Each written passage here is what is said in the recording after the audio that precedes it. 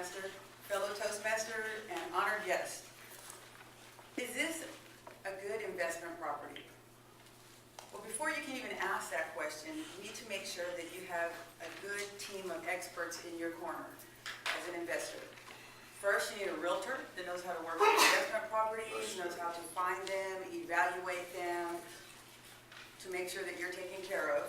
You also need to have a mortgage broker, a lender, or a mortgage banker that also has many loan products that would work well for investment properties. Once you have your team together, then with your team, you need to establish your buying strategy, your buying rules, so that they know exactly what you're thinking, what you're looking for, and everybody's on the same page. To establish your buying strategy, you let them know, I want an investment property, I want a cash flow of $200 a month or above.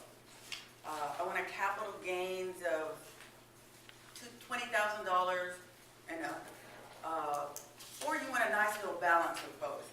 If I can have cash flow of $300 a month, I'll be okay with $18,000 in capital gains. But you have to watch your numbers, not to keep it too tight. You never know what could happen in our financial environment, so you have to make sure you have some cushion room there. You let them know that on the property, I want to be able to see a cash-on-cash return of 10% or above. We know already right now you can't get 10% at any bank, so real estate is a great investment. You also want your return on your capital gain to be north of 100%. I want as little money out of pocket as possible, so it's important to be working with a mortgage broker that has different loan products. As long as you're communicating that information to them, they'll be able to help you look and find the best product for that house for what you want. And then you tell them, I want a 3-bedroom, 2-bath, 2-car garage built after 1980, 1,500 square feet to 2,100 square feet. Why that type of house? Because that's a normal, everyday box. When it comes time to rent it, it's normal, everyday people that are going to need to rent a house. And you can rent this type of little box all day long, every day. 3 to 5 years from now, when it comes time to sell it, and you want to get your capital gains, this normal, everyday box will be perfect for first-time home buyers, small families just starting out, people that don't have a lot of money so they can't buy the bigger house yet, or people who are downsizing. Normal, everyday box for normal, everyday people. You'll be able to sell this all day long, every day. Now, you have your team together. You've communicated what you want your buying strategy to be, your buying rules.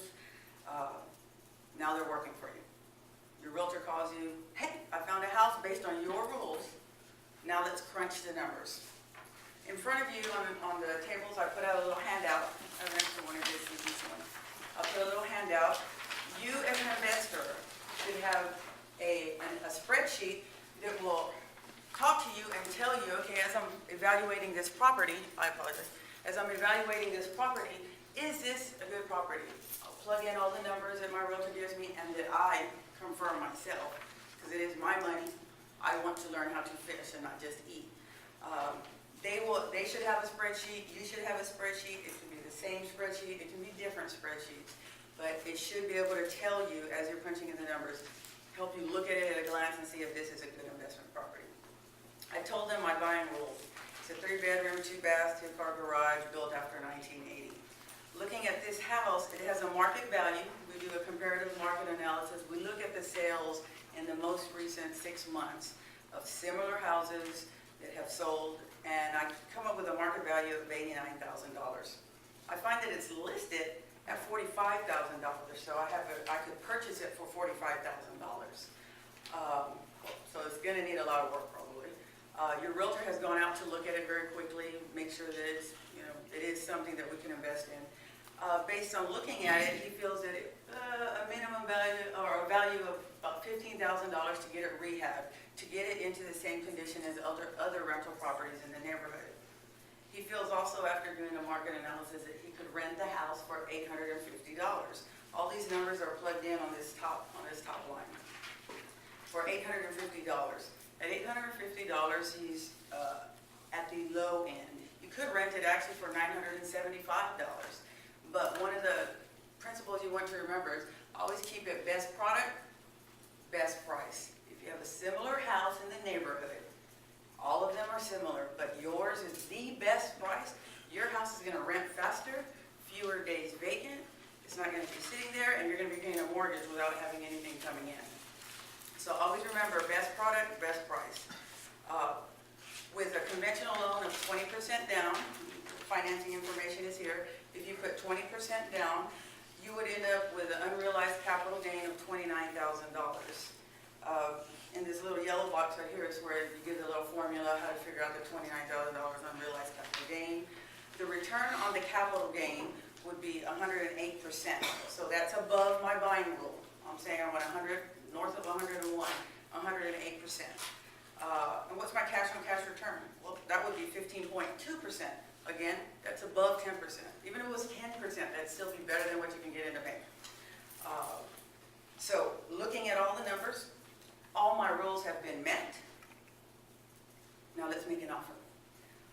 You have to be a person of great intestinal fortitude to be able to make it through the investment process, because it's scary. This is a lot of money that you're going to be putting into a property.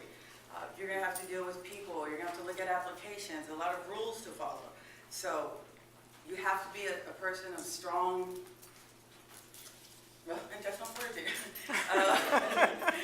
So I also gave a copy of the same numbers if you give 10% down to see how it affects your numbers.